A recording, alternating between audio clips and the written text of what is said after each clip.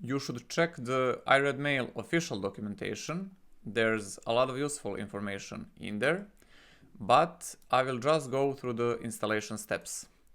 I'll jump here to the preparations section, where it says that the host name of mail server should be a fully qualified domain name.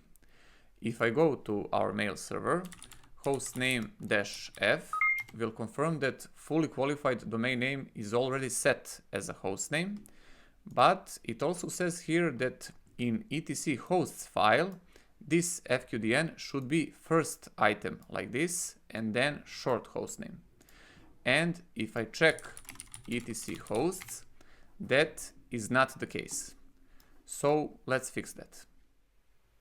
Open etc hosts, add fqdn as first item here and short hostname as second, and save the file.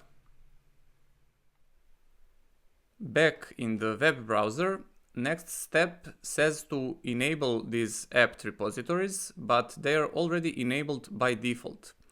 It says that we need gzip, which is already present, so we can go to the download page and copy the link to the latest release. Go back to the terminal and download with wget.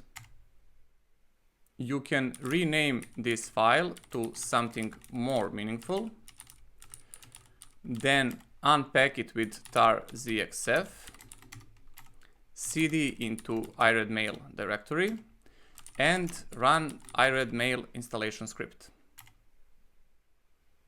This is the iRedMail installation wizard. I will use the default location for emails. I will use Nginx as the web server.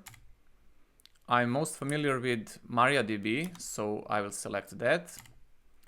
Then I need to set password for MySQL admin. For mail domain name, I will use the diodeshp.com because I want emails to be something@diodeshp.com.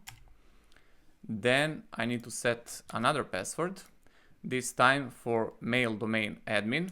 Make sure it's a strong one.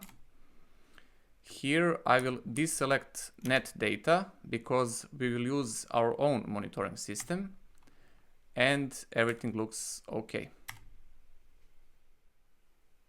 I do want to use firewall rules provided by iRedMail, and yes, I would like to restart the firewall. Installation is done, and we're provided with some URLs and tips which you should probably save somewhere for future reference. We must reboot the container to finish the installation.